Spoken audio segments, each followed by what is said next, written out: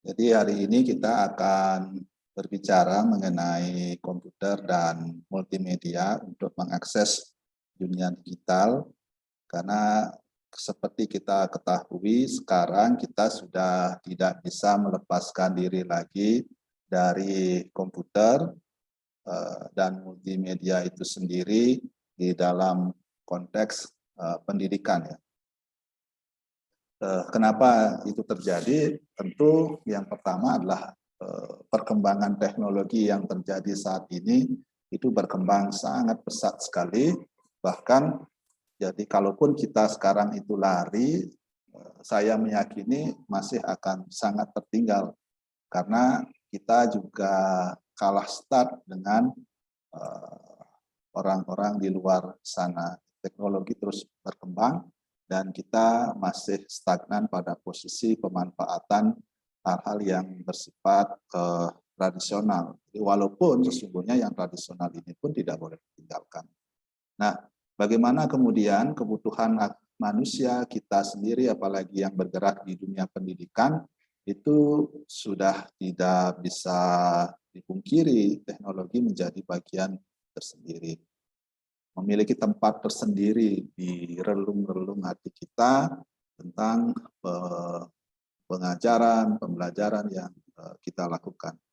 Jadi, apalagi dalam masa pandemi, pembelajaran dilaksanakan dengan tidak tatap muka langsung di satu tempat atau sekolah, maka teknologi ini menjadi bagian dari penyempurna proses belajar itu.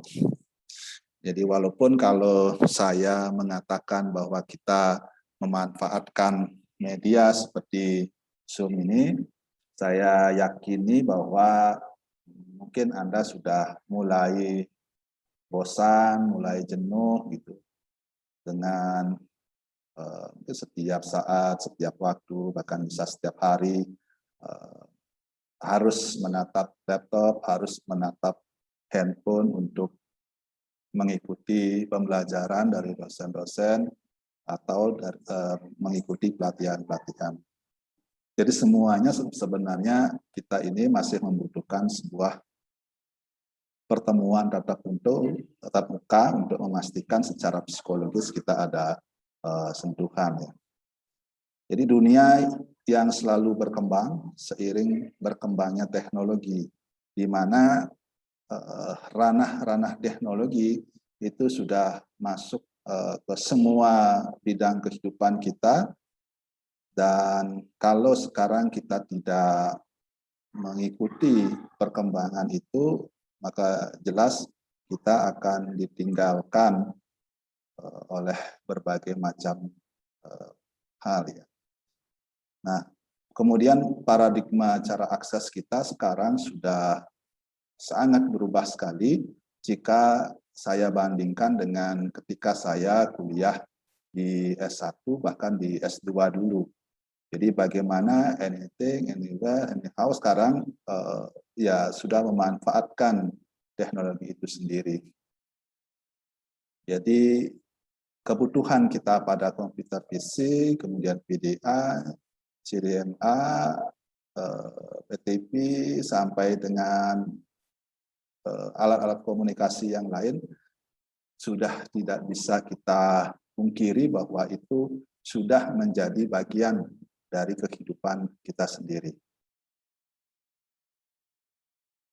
Perkembangan komunikasi dan konten pun itu sudah sangat pesat sekali perubahannya, mulai dulu kita mengenal warnet, kemudian menggunakan SMS sebagai media komunikasi teks kepada seseorang gitu.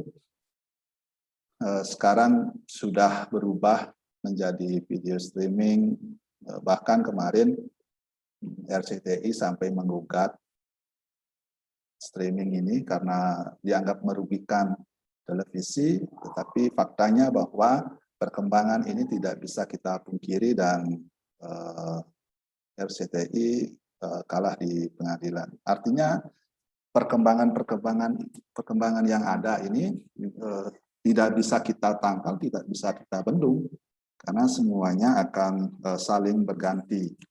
Jadi dulu warnet pernah berjaya, pernah menjadi kebutuhan juga bagi rekan-rekan kita yang ingin melakukan komunikasi. Karena di pengetahuan saya, pengalaman saya, memiliki handphone itu kartu SIM card-nya saja dulu bisa seharga 450-an untuk satu SIM card. Sekarang kan SIM card-nya ada yang 5.000, 10.000 gitu ya. Sehingga ya lambat laun warnet dan sejenisnya itu mulai ditinggalkan, dan memang perkembangan ini tidak bisa kita pungkiri. Teknologi dan media juga sudah berkembang ke lifestyle.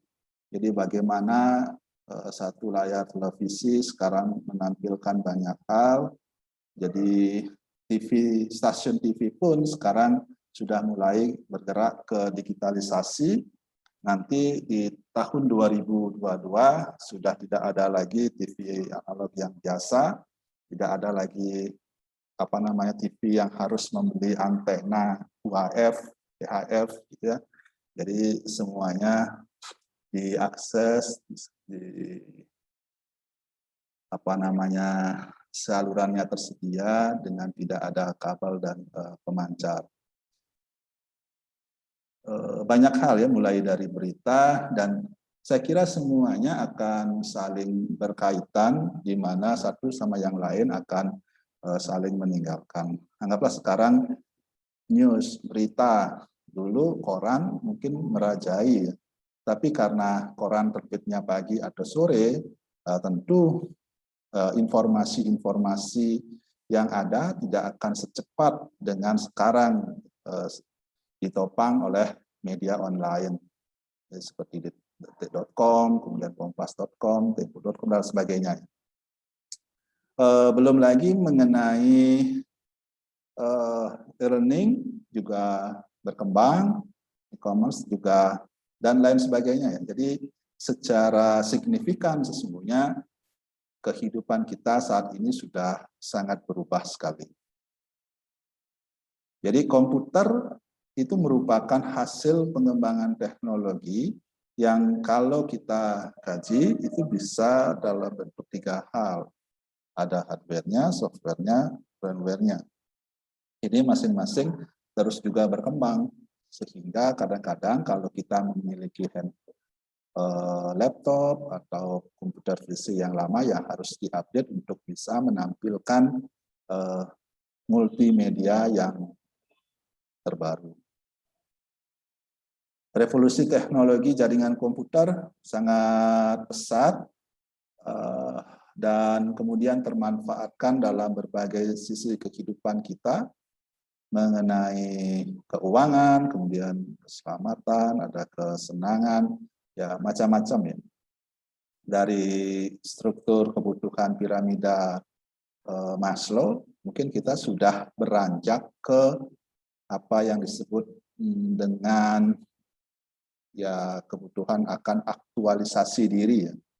Jadi kepemilikan dari berbagai macam teknologi itu sekarang sudah tidak lagi hanya terbungkus dalam bingkai kebutuhan dasar. Jadi kalau dulu mungkin dalam kebutuhan dasar ya untuk berkomunikasi dan lain sebagainya. Jadi kita memiliki handphone namanya, ya kebutuhannya untuk bisa berkomunikasi saja seperti SMS maupun telepon. Tetapi sekarang menjadi lifestyle. Artinya kepemilikan barang-barang yang berkaitan dengan teknologi itu menjadi bagian aktualisasi diri kita. Apakah itu dalam bentuk bergerak maupun tidak bergerak.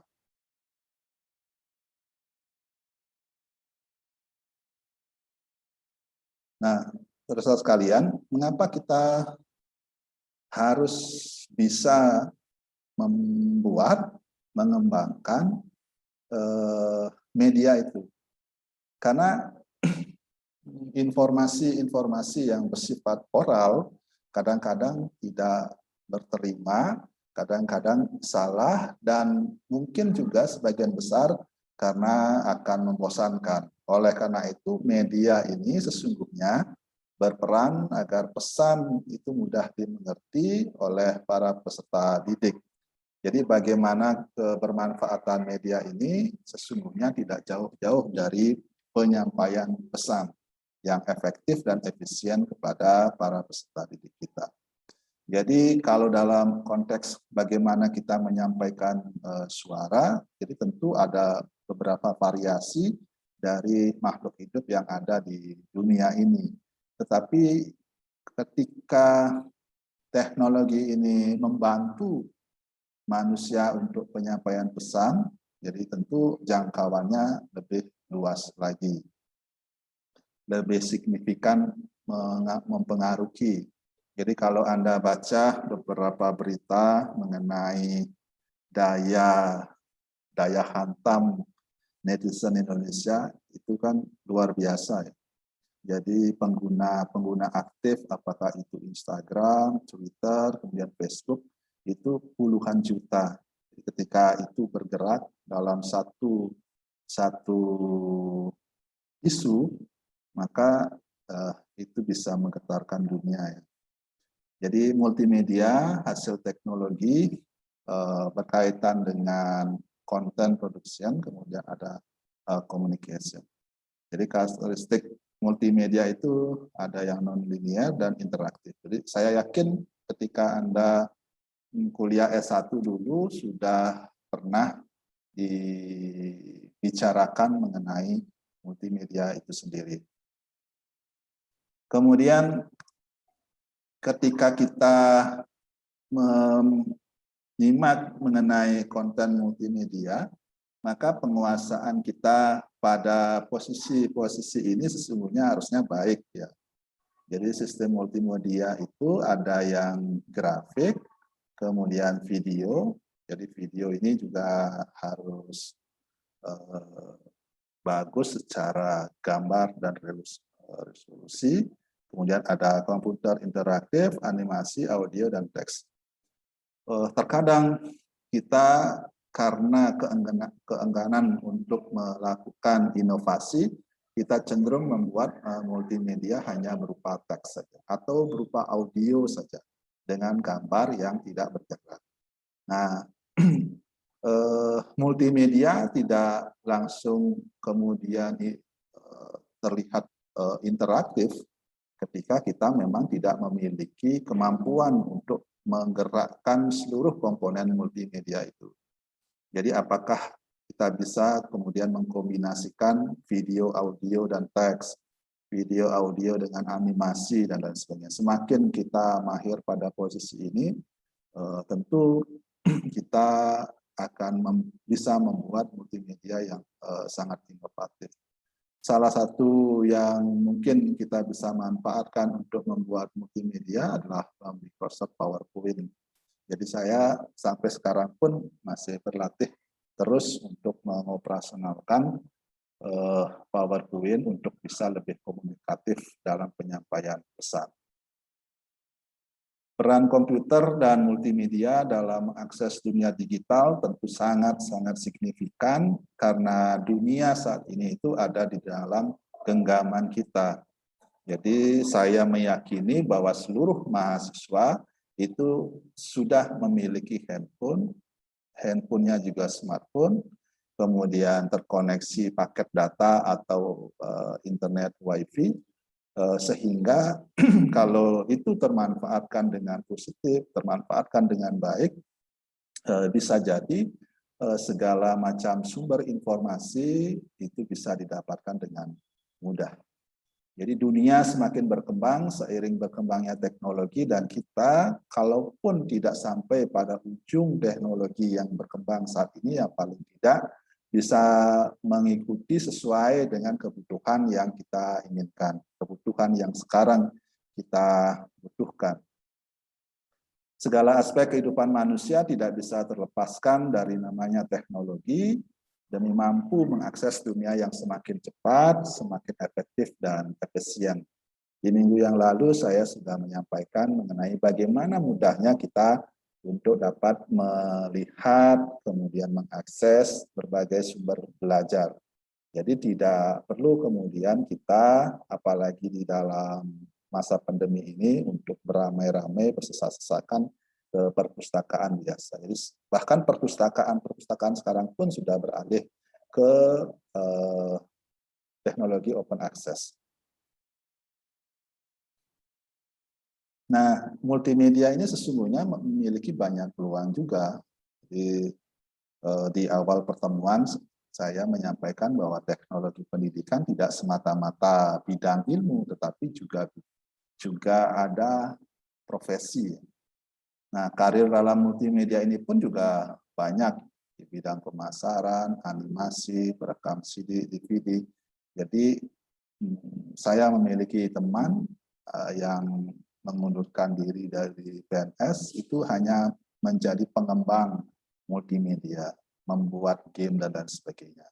Dan itu kalau kita bisa lakoni dengan profesional, maka juga tidak kalah dalam hal penghasilan. Sekarang sudah pelayanannya bergerak ke satu pintu dengan proses yang online. Di banyak pemerintah sudah juga melaksanakan itu, absensi, simulasi, kemudian pelatih, produksi video, dan lain sebagainya.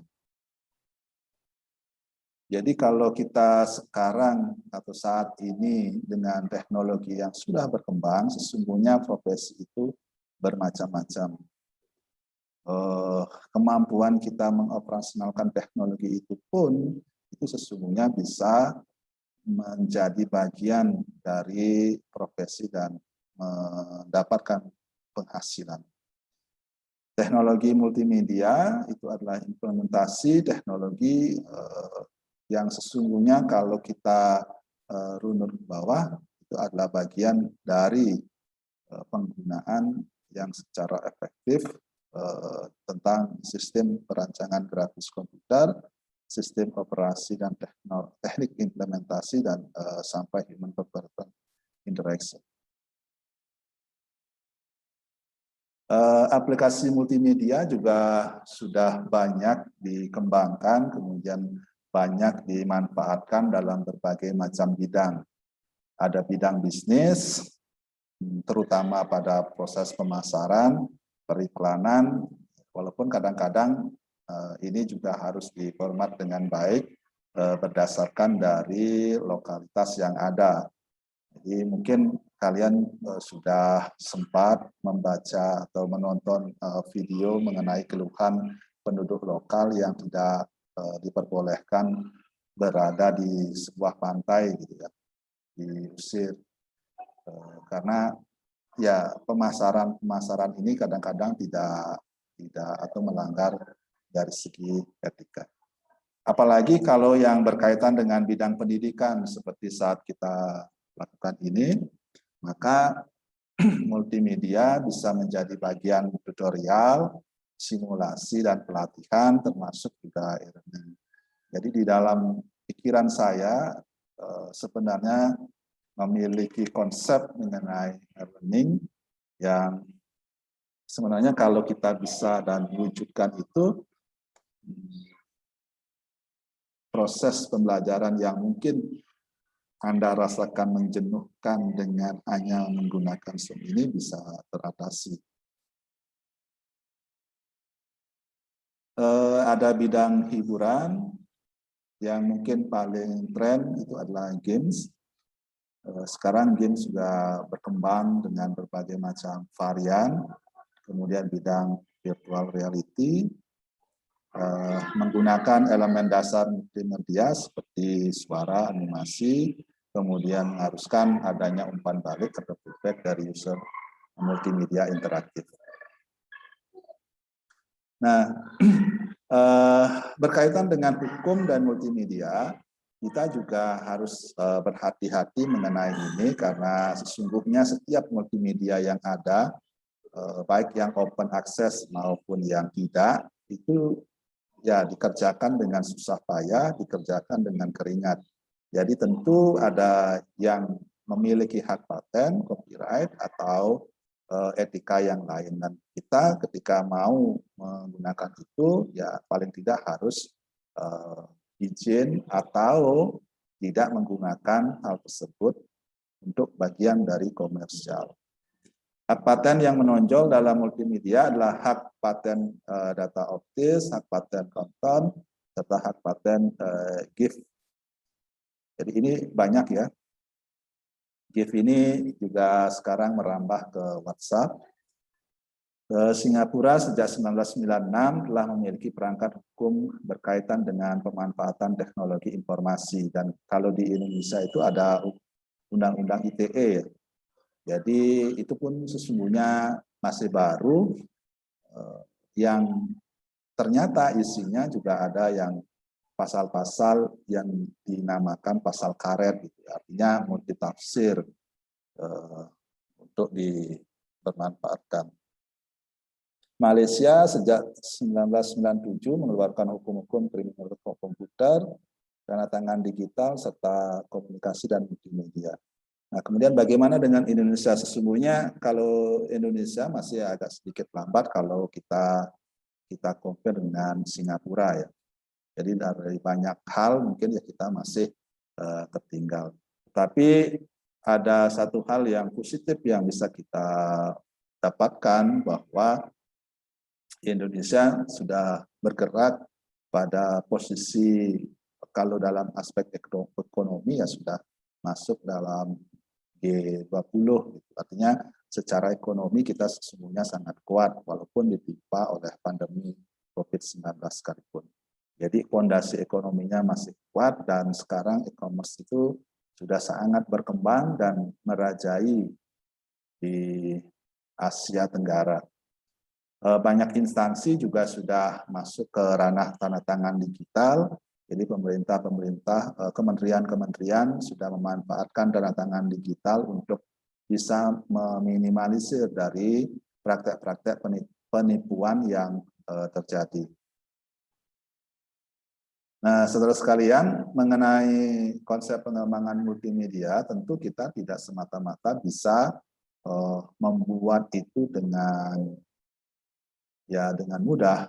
Pertama, kita harus mengidentifikasi masalah, mendefinisikan masalah sistem adalah hal yang pertama yang harus dilakukan seorang analisis sistem. Jadi kalau apalagi kalau yang bersifat lebih komprehensif dan kompleks, maka tentu kita harus ada identifikasi, mendefinisikan masalah-masalah yang terjadi sehingga kita bisa melakukan upaya perbaikan dengan memanfaatkan multimedia. Kemudian ada studi kelayakan, apakah organisasi atau pemerintah atau sekolah ini memiliki infrastruktur yang cukup untuk bisa menggerakkan, bisa memanfaatkan multimedia yang akan kita kembangkan. Jadi ada analisis sistem yang dilakukan berkaitan dengan kelayakan dan seterusnya. Kemudian ada juga analisis kebutuhan sistem. Jadi apakah sistem ini dibutuhkan atau tidak. Nah, kita bisa mengambil pelajaran penting dari eKTP yang dulu digembar-gemborkan sebagai satu kartu untuk semuanya. Tetapi faktanya adalah bahwa infrastrukturnya tidak mendukung. Jadi setiap saat kita masih harus memfotokopi KTP. Padahal kalau konsep itu benar, sesungguhnya apapun yang kita lakukan, seperti anggaplah pendaftaran untuk menjadi pemilih di pilkada, kemudian vaksin, macam-macam, itu kan hanya tinggal memasukkan nik aja sesungguhnya. Tapi ternyata itu tidak didukung oleh infrastruktur yang memadai, sehingga bahkan ketika kita ke bank sekalipun, itu masih membutuhkan fotokopi KTP kita. Artinya bahwa analisis kebutuhan sistem ini tidak terselenggara secara komprehensif untuk segi yang lebih luas dan complicated. BPJS case macam-macam, jadi masih belum menjadi satu single sign on ya, masih terpisah-pisah, jadi belum single sign on. Merancang konsep tentu karena yang akan menggunakan atau sebagai user dari multimedia ini beragam, maka harus dirancang sebuah multimedia yang mudah dilakukan dan bisa dalam tampilan laptop, kemudian juga bisa ada tampilan di handphone. Jadi konsep itu harus sederhana, kemudian tapi menarik dan praktis untuk digunakan. Nah, berikutnya adalah merancang isi. Jadi kalau kita bergerak di bidang pendidikan, maka isinya tentu sesuai dengan materi yang akan kita sampaikan. Jadi tidak boleh jauh-jauh lagi. Kadang-kadang saya ketika mengikuti sebuah webinar gitu, animasi, gambar, atau audio yang diperlihatkan kadang-kadang tidak ada hubungannya dengan materinya ya. Jadi gambarnya itu kadang-kadang 75% dari tampilan, tetapi tidak ada hubungannya dengan materi yang ada. Jadi ini juga kita harus hati-hati karena apapun yang ada di slide yang kita buat, jadi kalau hanya sederhana dengan PowerPoint, itu harus mendukung sisi-sisi materi yang ingin kita sampaikan. Merancang naskah merupakan spesifikasi lengkap dari teks dan narasi dalam aplikasi multimedia dan pastikan itu mudah terbaca oleh para audiens. Merancang grafik, memproduksi sistem kalau memang ini akan diterapkan, akan digunakan dalam lingkup yang lebih luas, yang lebih sistemik, jadi tentu memproduksi sistem menjadi bagian yang paling penting. Sebisa mungkin sesungguhnya kalau dalam satu organisasi itu diterapkan single sign-on. Jadi satu orang itu hanya menggunakan atau memiliki satu user. Jadi jangan sampai kemudian dalam satu organisasi para pengguna itu harus mendaftar, harus sign di berbagai macam aplikasi.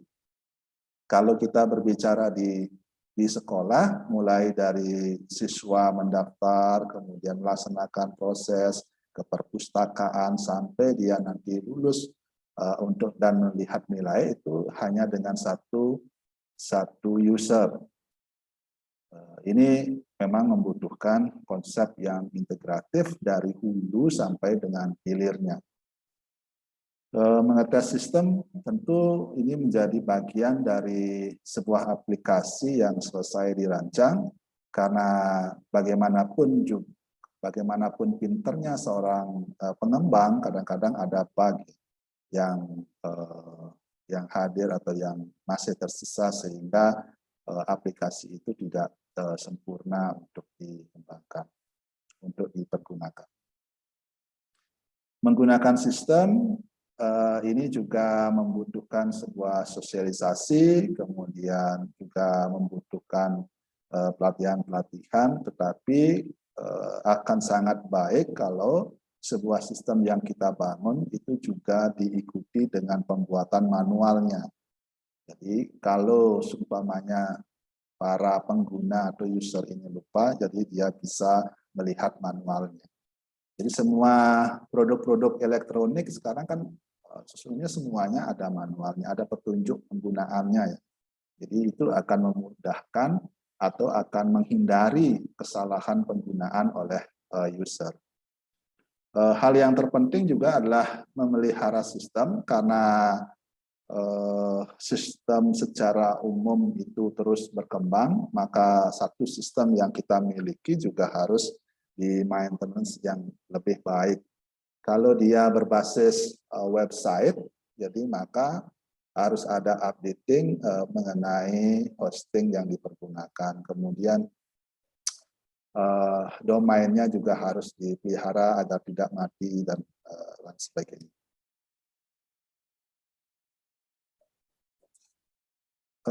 peran komputer dalam berbagai macam aspek kehidupan manusia. Jadi ya kita sesungguhnya sudah tidak bisa memungkiri bahwa komputer ini sudah menjadi bagian dari kehidupan kita. Jadi alat pendidikan, sarana kontrol ya, apakah itu bersifat audio maupun video perekaman seperti kamera CCTV atau lain-lain ya. Jadi tidak hanya kemudian dimanfaatkan di sekolah atau kampus saja, tapi juga sekarang jalan raya ada CCTV-nya dengan tilang elektronik. Kemudian apalagi di rumah untuk keamanan, jadi juga memanfaatkan CCTV.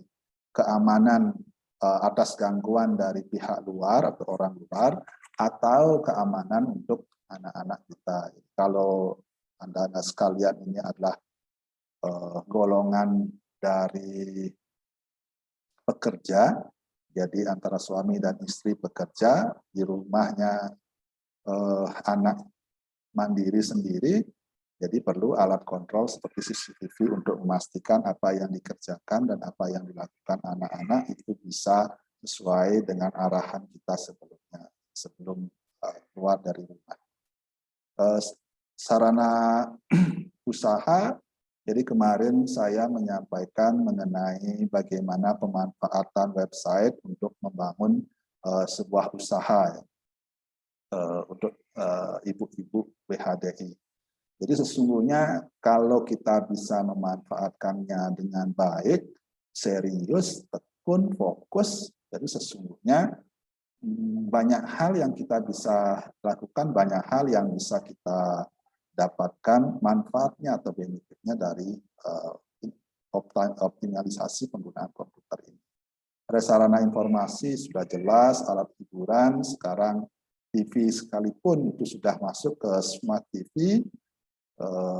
Pertama tidak menggunakan antena, hanya menggunakan sinyal WiFi, kemudian berbagai macam hiburan juga ada di dalamnya, remote sekalipun sudah kita bisa install di handphone, dan lain sebagainya. Sarana komunikasi, kemudian sarana mempermudah kerja ini juga signifikan. Yang lain, bergerak di bidang bisnis, transportasi, jasa pengiriman barang, industri otomotif, jasa konstruksi, jasa percetakan, industri perfilman. Jadi kesemuanya itu adalah bagian dari person-person atau perusahaan yang mau tidak mau harus memanfaatkan multimedia itu sendiri. Bagaimana dengan perannya di dalam pendidikan? Nah, komputer dan multimedia itu memiliki peran vital dalam dunia pendidikan. Karena anggaplah contohnya hal-hal yang sederhana seperti administrasi gitu ya. Jadi administrasi sekarang sudah tidak lagi menggunakan mesin ketik. Jadi kalau saya punya mesin ketik itu sudah tidak pernah saya manfaatkan lagi. Sudah saya simpan di gudang. Karena ya secara kebutuhan, kemudian secara penggunaan itu tidak lagi available dengan kebutuhan saya. Sekarang komputer menjadi segalanya. Komputer dan multimedia sebagai salah satu penunjang keberhasilan mencapai tujuan pembelajaran dalam pendidikan. Tadi saya mendapat pelatihan dari pagi sampai sore jam 5 tadi, itu juga menggunakan komputer. Jadi harus dipastikan bahwa kepemilikan perangkat komputer ini juga harus memenuhi kebutuhan yang kita miliki. Ada beberapa model pembelajaran dengan memanfaatkan teknologi komputer, serta peran multimedia dalam pembelajaran. Nah, kita sebagai seorang guru atau dosen nanti, jadi paling tidak bisa memanfaatkan beberapa hal mengenai hal ini. Dan jangan sampai kemudian kita benar-benar gaptek ya, atau tidak bisa memanfaatkan sama sekali. Jadi tentu itu tidak baik. Perkembangan kognitif afektif dan psikomotor para peserta didik kita pun sekarang sudah sangat berbeda. Jadi secara kognitif itu berkembang dengan pesat karena mereka sudah mengakses berbagai macam informasi itu dari handphone atau gadget yang dimiliki, dan terkadang para orang tua sangat gagap untuk bisa mengikuti anak-anaknya. Model pembelajaran dengan komputer yang bisa kita lakukan itu model tutorial. Ya, walaupun model tutorial ini karena sifatnya adalah informasi tanpa interaksi, jadi kadang-kadang memang sedikit membosankan kalau itu terus-terus dilakukan. Tetapi akan sangat efektif kalau memang kita serius dan membutuhkan. Anggaplah tutorial yang sederhana mengenai bagaimana cara pengasuhan anak, cara memandikan anak, cara untuk merawat bonsai, cara merawat anggrek gitu. Model praktek dan latihan, model penemuan, model simulasi, model permainan dan sebagainya. Tetapi kalau dari semua penjelasan yang saya sampaikan ini, sesungguhnya yang menjadi faktor utama itu adalah diri kita ya. Jadi kalau dalam bidang pembelajaran di sekolah tetap guru menjadi faktor utama. Karena kalau hanya memanfaatkan kemudian menyerahkan semua itu di komputer dan multimedia saja, jadi kadang-kadang apa yang ingin kita sampaikan, apa yang ingin kita tujuan kita itu bisa tidak tercapai karena ini ya harus difasilitasi sendiri oleh para guru dan dosen itu sendiri. Jadi saya sangat meyakini bahwa apapun yang tersaji di dalam teknologi dan kemudian bermuara pada multimedia ini akan tetap membutuhkan human atau kita sendiri di dalam proses baik sebagai pengirim pesan maupun penerima pesan.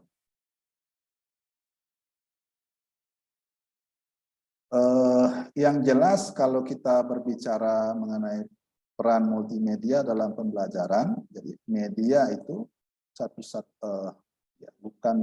bukan satu-satunya ya di dalam pembelajaran. Jadi media bisa dimanfaatkan di dalam proses pembelajaran, materi pembelajaran mandiri, kemudian juga salah satu unsur pembelajaran di kelas.